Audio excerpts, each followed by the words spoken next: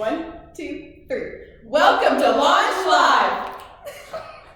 What's up, friends? We are back this week with Launch Live. I have some very special guests with me tonight. So if you've been following us on our Instagram, you know that this week we are highlighting and celebrating our class of 2020 graduates. And so I have 3 of those with me tonight. I won't say anything else because I don't want to induce tears or vomiting from them as they think about that they're done with high school now. So we just won't even bring that up again. But so glad to have you guys with us. So we're going to have some fun tonight. They're going to talk a little bit about just our big truth and things that the Lord has been teaching them over their years in high school. So to start us off, just quickly tell us who you are and what has been your favorite quarantine pastime over these past few weeks. I'm Emma, and my favorite quarantine pastime would probably be the extra time that I've had just to spend with my family and have fun with them. That's very sweet. My name is Sydney, and mine is either working out or watching Brooklyn Nine-Nine. I won't say it. My name is Ashlyn, and mine probably is either watching Netflix or watching a movie with my family. Best movie you've seen, go. I don't know, we've just watched Disney movies. See, that's good. Disney Plus? No. Oh. Disappointing. Someone will give me his password. What a call out. We're not going to say You know who you names, are. but You know who you are. Well, my favorite quarantine pastime has probably been sleeping at strange hours of the day and napping whenever I feel like it. Schedule's just all screwed up, but we're going with it. Yeah, I like I to sleep. feel that. Good. So we'll jump right in then with our big truth for this week. So you guys know we're in Acts 8, looking at the passage with Philip and the Ethiopian eunuch. So this is a familiar passage for us. We studied it actually just a little bit ago at Impact right before all of this started. And so just really quick, you've got this story and you have Philip and an angel of the Lord comes to him and says, hey, get up and go over here. There's going to be a eunuch who needs help. And we see the eunuch, he's reading scripture and he doesn't understand it. And so Philip has the opportunity to share the gospel with him, to explain to him the things that he's reading. And then we see that he comes to know Jesus and is baptized right then and there. And so one of the things I think that's really, really cool about this week, our big truth, and specifically our big ideas, is that they are so true for all of life. So our big ideas are not just things that are true for Philip or were true back then, but they are true for us. And so one of those, the first one, is that God's sovereign leading doesn't always make sense, but it should always result in our obedience.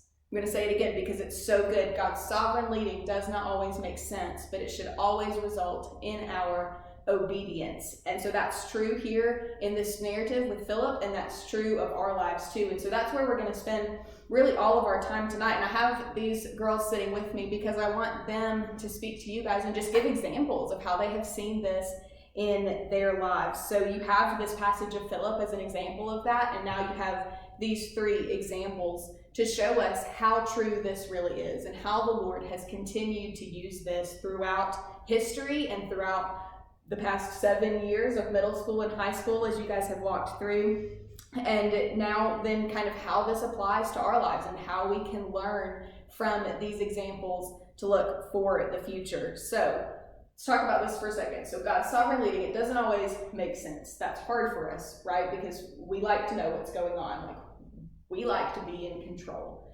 and we don't really like surprises with things. Unless it just works out really well to our benefit. So we'll be okay with surprise parties, but that's about it. Personally, I don't even like surprises in movies. My sister yells at me all the time because I will look up the end of a movie just so I'm not surprised. And I don't think that takes away from the movie experience at all. She disagrees with me, but I don't like surprises. I like to know what's going on. And I like it when things make sense. But God's sovereign leading doesn't always make sense to us because we cannot understand him. It says in scripture that he is so unknowable. His ways are unsearchable. We can't even know them because our minds are so finite. So it doesn't always make sense to us, but it should always result in our obedience because God is worthy of our obedience. He's worthy of our lives. So all of that just to set up, we'll just go right down the line. Give us an example, kind of a story of how you've seen this play out in your life.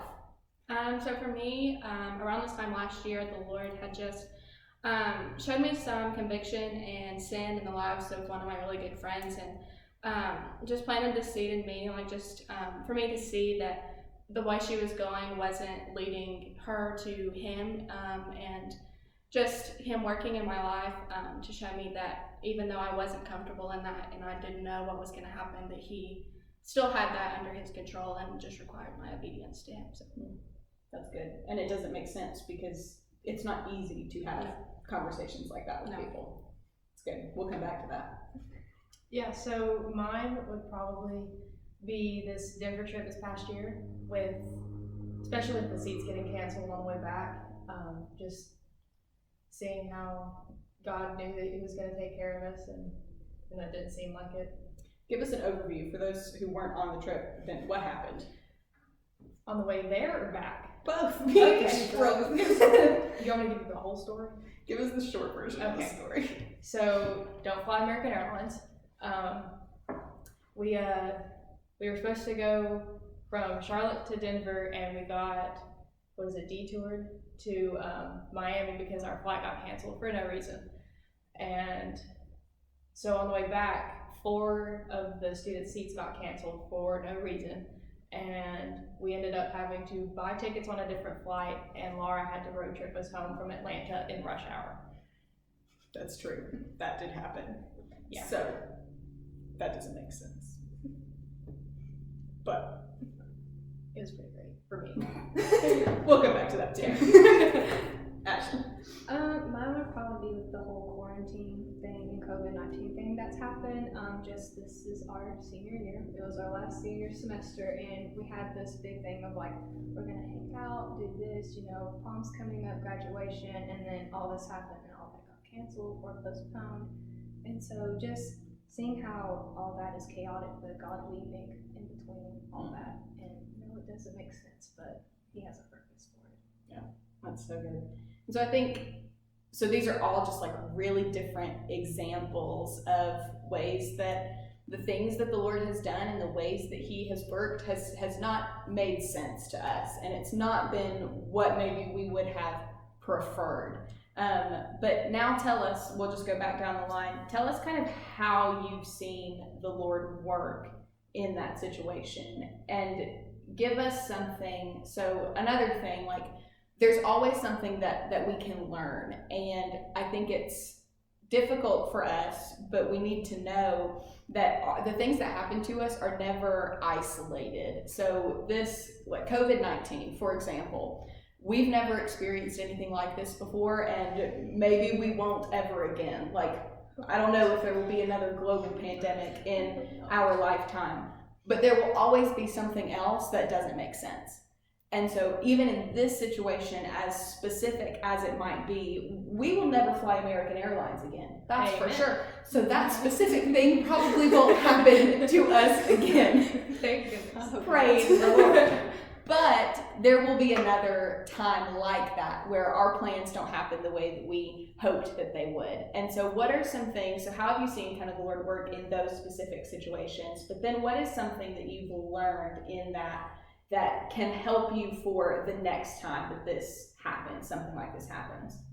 Yeah, I think that really in that time the Lord just taught me that my own trust in him and my own desire to control my own life was taking over what the Lord had planned for me. And so really just taught me like to daily wake up and surrender myself to the Lord in all of that, no matter what, no matter how hard or how messy life seems, that the Lord is still sovereign and in control in all of that.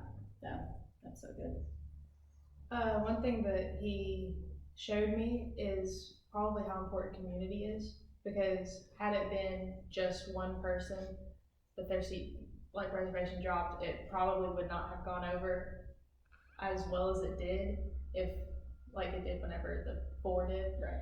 But one thing that can be applied to other situations is how I can trust him, because I'm always the kind of person that you have to earn my trust, and that shouldn't be the case with God, but it oftentimes is. So Mine would probably be how important family is, because before all this, I was maybe home like 2 times a week, 3 times just with school and work and being here. And I felt like, oh gosh, I'm gonna be home with my family, we're gonna be at each other's throats, but we haven't been at each other's throats. And just being with them and just hanging out, watching movies and playing games has been really good, and it's grown us closer.